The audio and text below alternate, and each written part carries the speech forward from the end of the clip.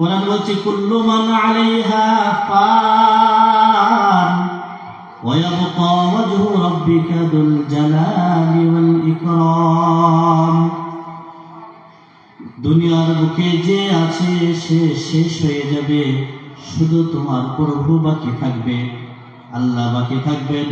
দুনিয়ার সমস্ত কিছু যখন লন্ডভন্ড হয়ে যাবে, ওয়াতাকুনুল জিবালু কালইহিনিল মানফুশ, পাহাড়গুলো, এই বড় বড় পাহাড়গুলো যেগুলো দুনিয়ার বুকে আমরা দেখতে পাচ্ছি, অসংখ্য পাহাড় বিভিন্ন এলাকাতে আছে, এই পাহাড়গুলো কিয়ামতের দিনে তুলোর মতন উঠতে থাকবে, মানুষ পাগলের মতন ছুটতে থাকবে।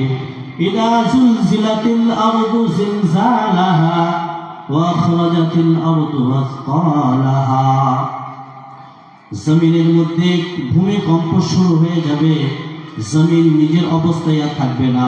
ওয়া আখরাজাতিল আরদু আসকালাহা, জমিনের বুকে যেগুলো আমরা পুঁতে রেখেছি, কবর দিয়েছি, দাফন করেছি, এই সমস্ত মানুষগুলো কিয়ামতের দিনে বার হয়ে যাবে এবং সমস্ত মানুষগুলো আল্লাহ তাআলা ইসরাফিল আলাইহি, আল্লাহ তাআলা বলছেন আমি দুনিয়াকে সাজিয়েছি চিরাগের মাধ্যমে, তারার মাধ্যমে, যেগুলো তোমরা সন্ধ্যেবেলা আকাশে দেখতে পাবে একবার ঝলঝল করে জ্বলছে, যার কোনো ব্যাটারির প্রয়োজন হয় না, যার কোনো লাইটের প্রয়োজন হয় না, যার কোনো কারেন্টের প্রয়োজন হয় না, এগুলো বানিয়েছি। ওয়াজআলনাহা রুজুমান লিশ-শায়াতিন, এবং শয়তানকে মারার জন্য বানিয়েছি কিছু তারা, আগুনের আংরা। যখন কোনো ফেরেশতা ওই শয়তানকে দেখতে পায় আসমানের কাছাকাছি ঘুরঘুর করছে, তখনই একটা আগুনের আংরা ছড়ে, যে যেটার লাগে সে সঙ্গে সঙ্গে শেষ, আর যার লাগে না পালিয়ে যায়, তখন ওই আগুনের আংরাটা আমরা দেখতে পাই উপর থেকে পড়ছে, আর আমরা বলি ওটা হচ্ছে ভাঙা তারা বা টুটতা হওয়া তারা। বুঝে গেল কথা? তো সম্মানীয় ভাইরা, জিন জাতি, এদেরও হিসাব নিকাশ হবে। আল্লাহ তাআলা আজরাইল ফেরেশতাকে বলবেন যে বলো আর কি বাকি আছে, মাইয়াবকা আখবিরনি মাইয়াবকা, আজরাইল বলো আর কি বাকি আছে। আজরাইল বলবে আল্লাহ মানুষদের সব মেরে দিলাম, সবাই শেষ হয়ে গেছে, কেউ বাকি নেই। জিন যারা ছিল, জিন জাতি সব শেষ, বাকি কারা আছে? আল্লাহ চারজন ফেরেশতা করেছে। আমার বন্ধু যাদের সঙ্গে আমি একসাথে কাজ করি, সম্মানীয় ভাইরা, চারজন ফেরেশতা। আল্লাহ তাআলার অসংখ্য ফেরেশতা তো আছেন আমাদের হেফাজতের জন্য, আমাদের লেখার জন্য। আমরা যে এখানে মজলিসে বসে আছি, আমরা যে মজলিসে বসে আছি, তো ভাই একটা কথা মনে পড়ে গেল, যে এই যে মজলিসে আমরা বসে আছি না, এখানে বসে থাকলে যে সব পাওয়া যাবে। এক শ্রেণী মানুষ হচ্ছে বুদ্ধিমান, আর এক শ্রেণী মানুষ হচ্ছে ভাগ্যবান, যারা এখনো দেখেন দূরে দাঁড়িয়ে আছে, রাস্তায় ঘোরাঘুরি করছে, এখনো পর্যন্ত মজলিসে আসেনি। কে এত তাড়াতাড়ি যাবে, টাইম পাস হবে, ফালতু বসে কি হবে, চলো একটু ঘোরাঘুরি করে শেষ বেলা গিয়ে বসবো। এরা হচ্ছে চরম বুদ্ধিমান। আর ওই বুদ্ধিমান থেকে যাদেরকে আল্লাহ তৌফিক দিয়েছেন, ঘুরি ঘুরি এসে মজলিসে চলে এসেছে, এরা হচ্ছে ভাগ্যবান। বলুন সুবহানাল্লাহ। আমরা হচ্ছি কি গো, যারা বসে আছে এরা কি ভাগ্যবান। আল্লাহ না চাইলে দিনের কথা শোনা তৌফিক হয় না। তো সম্মানীয় ভাইরা, যে কথা বলছিলাম, চারজন ফেরেশতা মনে রাখি, যে চারজন ফেরেশতাকে বড় বড় দায়িত্ব দেওয়া হয়েছে। এই চারজন ফেরেশতা কে কে? সর্বপ্রথম যে ফেরেশতা, যেনার নাম হচ্ছে জিবরাইল আলাইহিস সালাম। আমরা নাম কম বেশি শুনেছি। এই জিবরাইল আলাইহিস সালামের কাজ কি ছিল? ভাই আমরা মুসলমান, চারটি ফেরেশতার নাম তো জানি, মনোযোগ সহকারে শুনি। জিবরাইল ফেরেশতা, এনার কাজ ছিল আল্লাহ তাআলা যে হুকুম দিতেন সেই হুকুমগুলো আমানতদারির সাথে নিয়ে যেতেন এবং নবীর কাছে পৌঁছে দিতেন।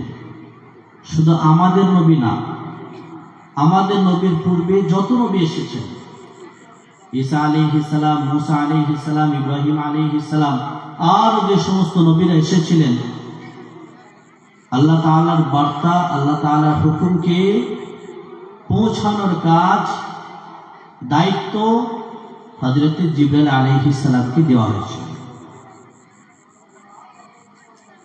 আচ্ছা, এর আগে আমি একটা কথা বলে দিই, ফেরেশতা কাদেরকে বলে? ফেরেশতা এমন একটা জিসিম, এমন একটা শরীর যেটা নূর থেকে তৈরি হয়েছে, আলো থেকে তৈরি হয়েছে, যারা আমাদের নজরে আসে না, আমরা তাদেরকে দেখতে পাই না, কিন্তু তাদেরকে ক্ষমতা দেওয়া হয়েছে তারা যে কোনো সূরত ইখতিয়ার করতে পারে, যে কোনো আকৃতি, তারা যে কোনো রূপে তারা প্রকাশ হতে পারে, মানুষের সামনে আসতে পারে, ফেরেশতা। তো এই যে জিবরাইল আলাইহিস সালাম ছিলেন, ইনি নবীদের কাছে আল্লাহ তাআলার হুকুমকে নিয়ে যেতেন। এনার কাজ এটাই ছিল। আরও কিছু কাজ ছিল, কোনো একটা এলাকাকে ধ্বংস করতে হবে, ও কাজটা জিবরাইল আলাইহিস সালাম করতেন। আগের যে উম্মতরা ছিল,